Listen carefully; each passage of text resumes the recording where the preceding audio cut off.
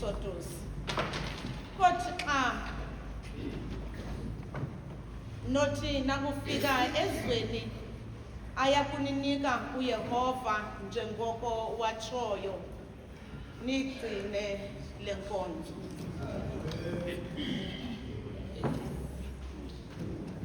Apha ke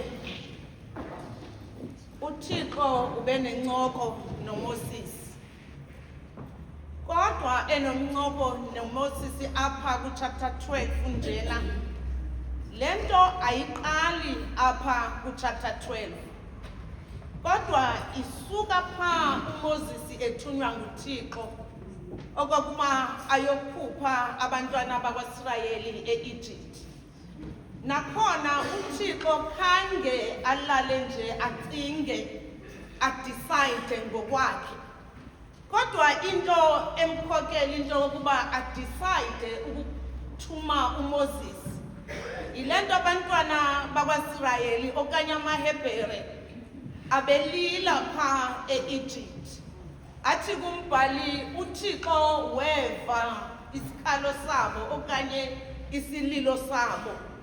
Ngoku uthuma uMoses okokuba makehle aye e-Egypt ayobakhupha abantwana bakwaIsrayeli. Sizokhumbula sonke kwesi story sikaMoses nokuthunywa. Uthi uMoses xa ethunywa akavumi wenza izabazaba zokokuba angayi e-Egypt. Ade athi andikwazi ngoba andikwazi ukuthetha. Wenza uMoses engathi lento ayoyithethe e-Egypt uyothetha iindaba zakhe kanti uyothetha iindaba zikaThixo. uThixo ke wenza icebo lokuba uMoses lama excuse awenzayo angabi into ebambekayo. Uthuma uAaron uThixo. Uthi Aaron ka umkhawulele uMoses ukuze athi xa yengena apha nidibane akuxelele izindaba uThixo azibekileyo kuye.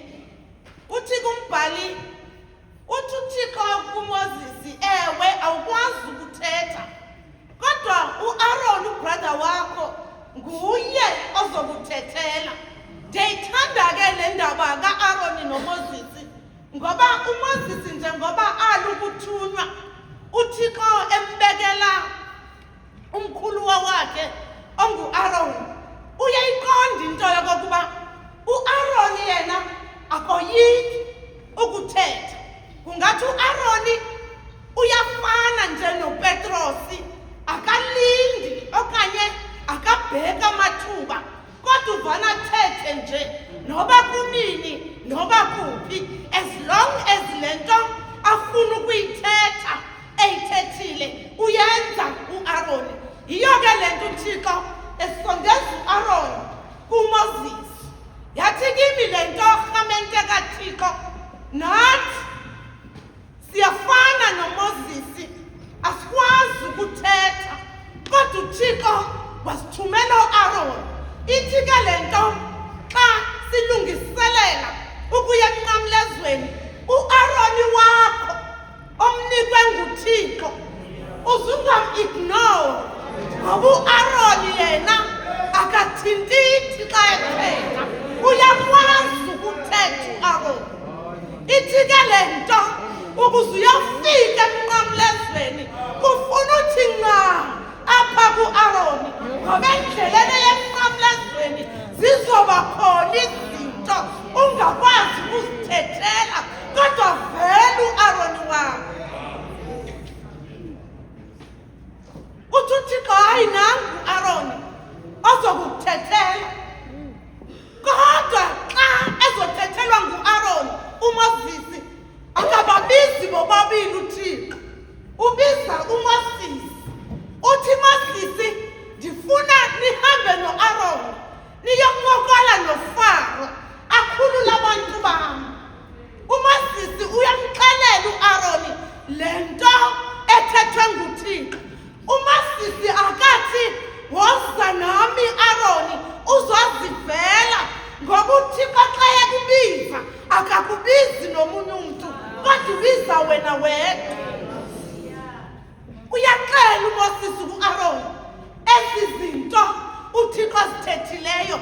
Bayasuka u-Aaron noMoses baya ebantwini babiza abantu, babiza inkokheli. Ndiyayithanda ke iBhayibhile yesiNgesi ngoba ayicalucaluli ngabulili apha. Ithi babiza inkokheli, ayithi njena babiza abakhokheli. Ndifuna uyive kakuhle le nto. Akabiza abakhokheli uMoses no-Aaron, kodwa ubiza inkokheli ngoba ikhona ingxaki xa ebiza abakhokheli, abiza abantu abangenazo izikili zobukhokheli. Uyajonga uThixo abantu azobasebenzisa kweli xesha lokuphume Egypt sisiya eKanana.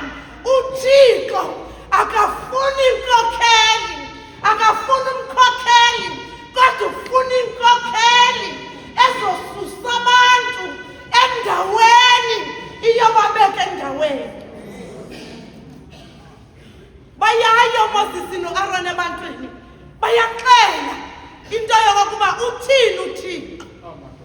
Kungathi laba bantu ezinkokheli ziyamnika i-go ahead uMoses. Nangu uMoses esiya kuFaro, uyamxelela uFaro uthi uThixo khulula abantu bakho. Uyabuza uFaro, ngubani nalo kufunakala ndimumamele ndiyinkosi apha e-Egypt? Uthi hayi, akunabantu abazophuma apha endaweni yoko.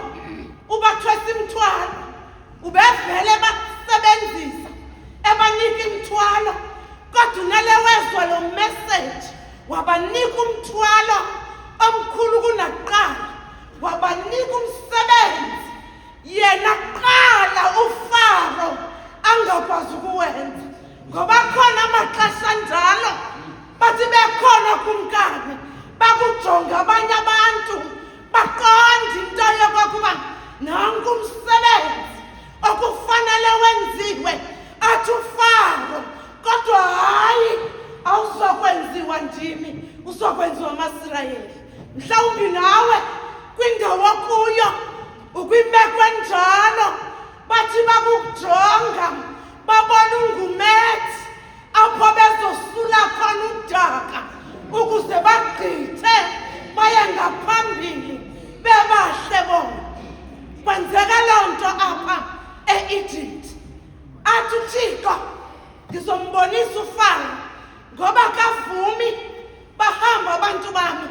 Athi kuMoses ngizokwehlisa isibethe ukuze uFaro abone into yokokuba ndim uThixo ehlabathini lilonke. Wababetha ngezibetho ezilithoba. Akavuma uFaro ukuwakhulula amaHebhere, wayiqinisa inhloko. Uyamcenga uMoses athi hayi Faro, uThixo uthi bakhuphe abantu bakhe. Athi uFaro andikwazi ukubakhupha, ukunikhupha. Into endinokuyenza, nyukani niyokhonza uThixo wenu, kodwa izimpahla yenu niyishiye ngasemva. Athi uMoses hayi, asikwazi, sifuna ukuphuma nento yonke yethu apha e-Egypt ukuze kungasali nto e-Egypt. uThixo ke njengoba ethuma uMoses uyamnika nama-instructions okokuba nenze njani xa niphume e-Egypt. Uthi kuMoses, zilungiseni njengoko nizophuma e-Egypt. Athi le mini izoba yinyanga yokuqala apha kuni. Uthi xa nizilungisa, lungisani ikhwane elegusha okanye elebhokhwe kuze kuthi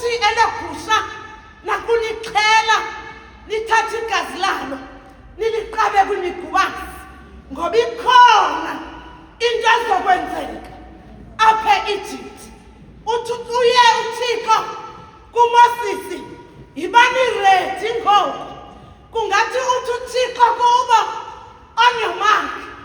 Xa ethi kubo on your mark uthi makube khona iqhwane elizohlala endlini nganye, kodwa eliqhwane malikhethwe inhloko yekhaya ngoba balungiselela ukuphuma. Sizokwenza loo nto apha namhlanje, sizolungiselela ukuphuma apha e-Egypt, kodwa sikakaphume e-Egypt, sisahlele e-Egypt.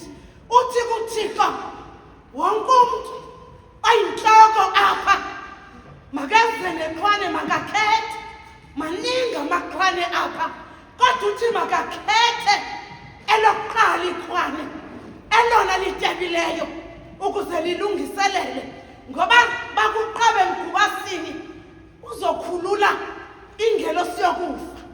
Ithi yakukhululwa ingene izindlu ngezindlu. Uthi ke njengoba nenza lento nilungisa eliqhwane, uthi makube nesonka esingenakuvubela, isonka esingenagwele. Kutheni uThixo efuna iqhwane okanye iqhwane elingakaze liqhukunyiswe, afune nesonka esingenagwele? Ndathi ndakujonga kwezinye zezincwadi yintoni umsebenzi wegwele, ndafumanisa into yokokuba igwele xa ubheka lenza intlama ikhukhumale, imane ukunyuka, ilungele ukungena embizeni. Wathi omunye umbhali igwele uthi wakulifaka endaweni ethile lishintshe i-taste, kuthi bekuneswekile ishintshe le nto bowuyenza ibe nobubhitha obuncinane. Yiyo ke le nto ethi uThixo mabalibeke eceleni igwele, beze benze isonka esingenagwele. uThixo apha wenza umfuziselo, ufuna aba bantu bangazithwali, ufuna aba bantu bangakhukhumali, ngoba nalapha enkonzweni njengoko bekwenzeka kumaHebhere, lithi lakungena igwele bakhukhumala abantu, bangafikeleleki abantu, ngoba igwele lingenile ebomini babo.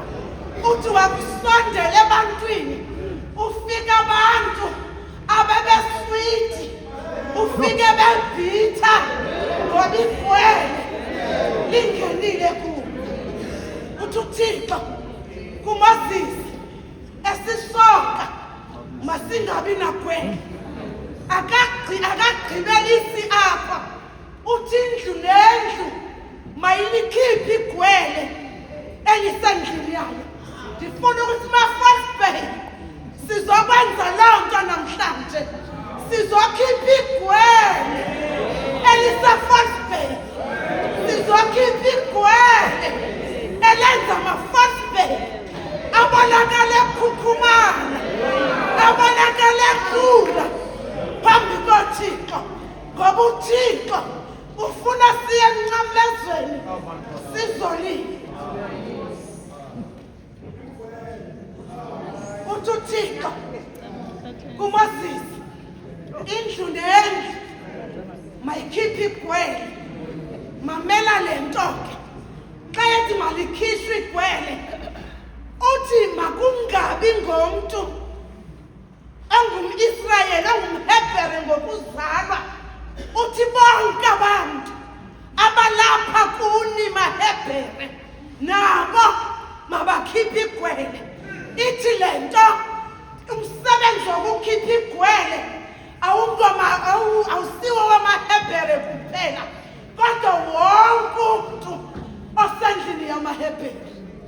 Kunokwenzeka kudala ukhona kule nkonzo, kudala ubangena Monday Thursday uthandaza, kodwa awuthi ufike emnqamlezweni, ngoba igwele likubambile uthi noba ufuna ukuphuma liphinde igwele likukhulise ungakwazi ukuphuma ngomnyango uye emnqamlezweni. Njengoko ebalungisisa uMoses ebaxelela into ethethwa nguThixo, uThixo ngasemva kathulanga uthi uThixo kuMoses, yenza Moses ngoba nginawe. Uthi Moses, laba bantu aba uzothi wakuyiqinisa inhliziyo uFaro, mina ngizolokhu ndimuthi khuphu kancane, athi ndizohamba naye ngomgca uFaro abone into yokokuba ndinguThixo wo-Abraham. Ndifuna ukuthi kuni asizukuhlala e-Egypt ma-False, siyalunga namhlanje, silungele ukuphuma, kodwa kufunakala wena nami sikhiphe igwele elapha phakathi kwethu, sikhiphe igwele elapha ezinhliziyweni zethu. Athi noba umuntu uthulile, noba usezama ukuncuma, kodwa uncumo lwakhe alunamandla, ngoba iyabili igwele ngaphakathi kuye. Kukho abantu esingabo, noba umuntu uhlele enhlanganisweni nasenkonzweni, iyabili igwele, iyabili igwele, iyabili igwele. Aside siye phambili, kodwa namhlanje uyasicela uThixo okokuba sikhuphe igwele ezindlini zethu, ngoba uThixo uzokwenza imimangaliso namhlanje. Uthi kuThixo, ndiqhibile ngezi ezilithoba, angazi ma-False, ndimtsha apha esekethini, mhlawumbi nalapha e-False isidlulile isibetho sokuqala, sadlula nesesibili, kodwa ngoku sijonge kwisibetho sesithathu, sijonge kwisibetho seshumi, ngoba uyabona uThixo ikhona ingxaki apha e-Egypt. Uthi uThixo ukuba umuntu akalikhiphi igwele endlini yakhe, siyamkhatha okokuba abe ngumHebheru. Andazi noba niyayazi into yokokuba uThixo uyamsusa umuntu ekhaya lakho, uThixo ebengaphakathi acinga umntu ndisengomnye wabo, kanti ngalo lonke elo xesha ubundlalifa busukile kuwe. So uyalahkaza njena, awusangomdlalifa, ugqibelise ngoko usayindlalisa. Xa usahamba negwele uzobususa uThixo ubundlalifa bakho. Uthi kuThixo kuMoses, njengoko sisenza le nkonzo yokususa igwele, athi silungiselela ukuyongena ezweni elitsha. Uthi odlile kunegwele akazukungena, kodwa uzophelela apha. Ngamanye amaxesha kwiimeko esizithola kuzo akufunakali uthethe kakhulu, akufunakali ube defensive, kodwa kufuna unikezele kuThixo, uvume umhlabeleli. Njengoko ndinjalo, nditsalwa ligazi lakho. Ufuna abantu abanjalo uThixo. Ingxaki yamaKristu athi akutshonga, kwathi bakubonakala ichaphaza legwele bafuna ukuzidifenda. Inkonzo yobuKristu akusiyona inkonzo yokuzidifenda, kodwa inkonzo yokuzinqaba. Ukuba kule nkonzo ngoba uzozidifenda, ithi le nto ikhona ingxaki kuwe, igwele alikakaphume endlini yakho. Athi kuThixo, xa ehlanayo kakuhle athi senilikhithile igwele athi le nkonzo ndiyenzayo okanye le nkonzo niyenzayo ayipheleli apha e-Egypt kodwa noba nifike eKanana nize nifike niyenze le nkonzo athi niyigcine le nkonzo. Ma-False Bay kudala nizifumana inkonzo niphungukene kuphi nenkonzo kaThixo ngoba angathetha la mazwi uThixo ithi ukhona undonakele kungabi inkonzo eyashiywa ngabo-Abraham abo-Isaka sisayigcinile na noba sesijikile sayilungiselela into yokokuba sonke sifithe kule nkonzo. Inkonzo kaThixo akuyona inkonzo elungisiswayo kodwa uThixo nguye olungisisa abantu abalungiselela inkonzo. Kungabe ma-False Bay xa singena kule Pasika sihamba ngayiphi inkonzo? Kumandi siyazivuma izingoma ebezivunywa ngoko. Ewe singazivuma ingoma kodwa inkonzo yona sisayigcinile na? Singamawisile sinale nto ethi siyatransforma sihamba ngexesha okanye siphila ngexesha le-transformation. I-transformation ayithethi into yokokuba susa izibonda ezibekiweyo ufake zakho kodwa ithi le nto kwezo zibonda zibekiweyo zilungisise wena ubone into yokokuba uyafanelana na nalezo zibonda ngoba kukho ingxaki singamaKrestu sifuna ukuyiguqula inkonzo endaweni yokokuba kuguquke thina sifuna kuguquka inkonzo isuthe iimeko zethu. Niyigcine le nkonzo. Gcine le nkonzo. Mamela njengoba balungisa uThixo ngomlomo kaMoses uthi ukuze niphume apha e-Egypt athi anizukudla izinto ezisweet. Uthi njengoba nizophuma nizolungisa isidlo esine-bitter herbs. Uthini uThixo xa ethi bazophuma xa bedle i-bitter herbs? Uthi uThixo kule nkonzo apha e-Egypt xa ufuna ukuphuma e-Egypt ikhona into ezokwenzeka. Uzolwa nawe uFaro nalapha enkonzweni ukuba uthetha into eyiyo iyashintsha.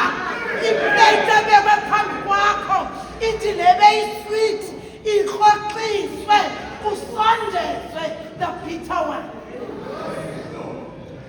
Kodwa ngifuna ukuthi kuwe ukuze siphume e-Egypt we need to accept le plate njengoba ibhitha siyityi njalo ukuze siphume e-Egypt. Ngale kwalokho asiyi ndawo. Nigcine le nkonzo.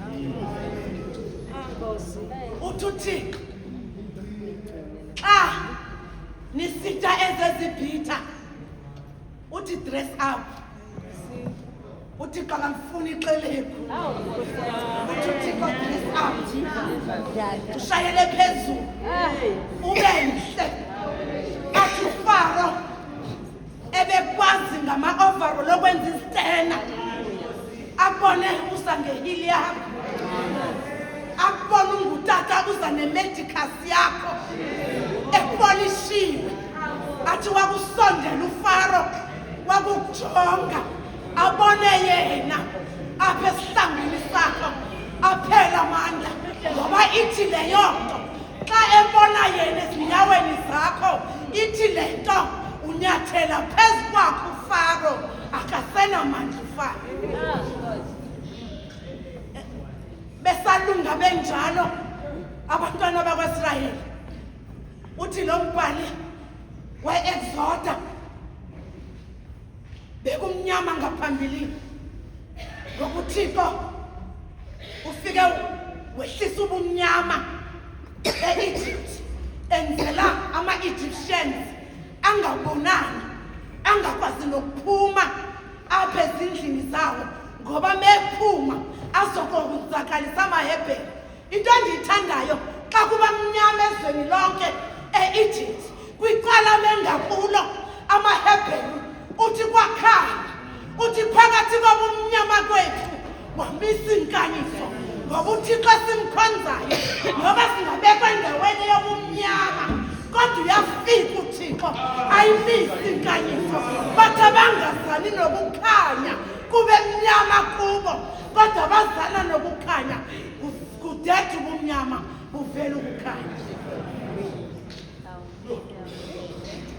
Njengoba besilungisa kumnyama kontaba kayikhonje kuyakhanya ngapha kwaSirayeli. Uthi-ke uThixo kuMoses, ngoku ngiyangena, qabani igazi emigubasini ngoba ngiyayikhulula ngoku i-angel yokufa okokuba iphule. Uthi ukuba niqabile eminyango igazi malivela ingelozi yokufa izogqitha. Ngifuna ukutsheka rhamente ethandwa nguThixo, kungabe la maqhwane sesiwaqhelile na? Saliqaba igazi kwii-doorpost zethu ukuze ingelosi yokufa ithi xa igqithe kuthi. Uyayazi ingxaki uthi uThixo nemeveza amathuba babekhona abo bantu abafana noJuda okuthi noba uthi uThixo nifake igqabi okanye ibrand yehisophi xa nizoqaba.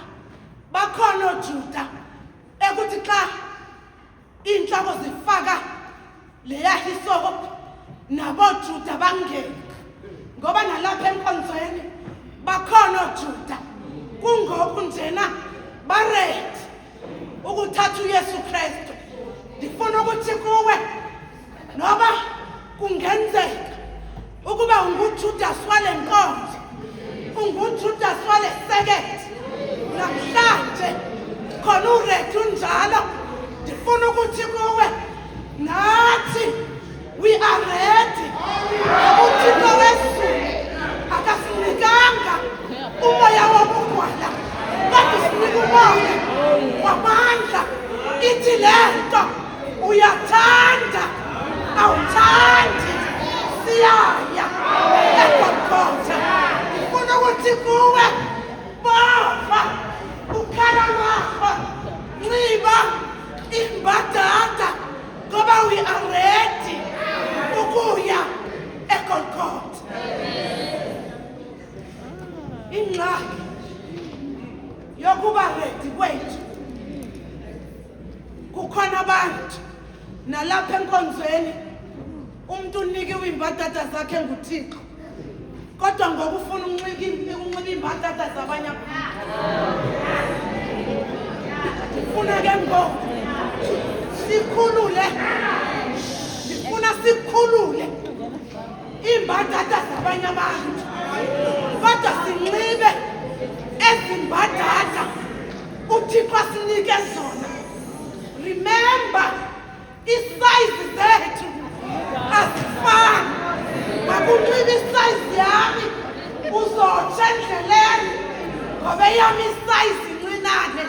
Ngifuna ukuthi kuwe kawukhangele isize yakho obuyinikwe nguThixo.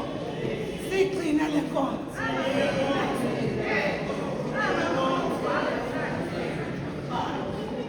uThixo uthetha nathi sise-Egypt kodwa uthi uThixo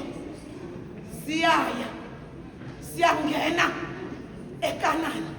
Akathandabuzi, akafuniseli uThixo, akathi maybe or perhaps kodwa uthi uThixo nakufika ezweni endininika lona uthi nize niyigcine le nkonzo. Bakhona abantu nalapha enkonzweni uThixo ubakhiphile kuma-Egypt, ubakhiphile e-Egypt wababeka ndivumeleni ndithi wasibeka kwikanana ezincinane ngoba sikakafiki kwikanana yamanyani sikwikanana encinane eyiwufuziselo wekanana esiya kuyo. Bakhona basekanana nangoku kodwa bathe bakungena kule kanana bayilibala le nkonzo, balibala inkonzo kaThixo kwakhula bona. Xa bethetha abathethi ngoThixo osikhuphe e-Egypt, bathetha ngoThixo jongamna. Namhlanje uyasicenga uThixo, kuyenzeka ingxaki uThixo akukhuphe e-Egypt akubeke ekanana, kanti ekanana uzofika bushushu unxibe izihlangu zabanye abantu. AmaKrestu ayazithanda izinto zabantu. Ufika AmaKrestu athi hayi kodwa nokho uThixo akajonganga kakuhle, ubana imfanelanga le ndawo ambeke kuyo, angxama umuntu afuna ukutake over kanti uthatha izihlangu ezingamlinganiyo. Ndithe siye emnqamlezweni, xa sizophuma siye emnqamlezweni ndifuna ukujonge ezi zihlangu oziphetheyo ozinxibileyo okokuba azizukuphuma na apha endleleni, ngoba sinxamile ngoku imili intente masiyile sinxamile sizonyathelana. Ukuba uzifasanga kakuhle izihlangu zakho zizosala endleleni ufike emasiyile sihamba ngezinyawo. uThixo woxolo, uThixo wosuku, akanisikelele ngoku kude kube ngunaphakade.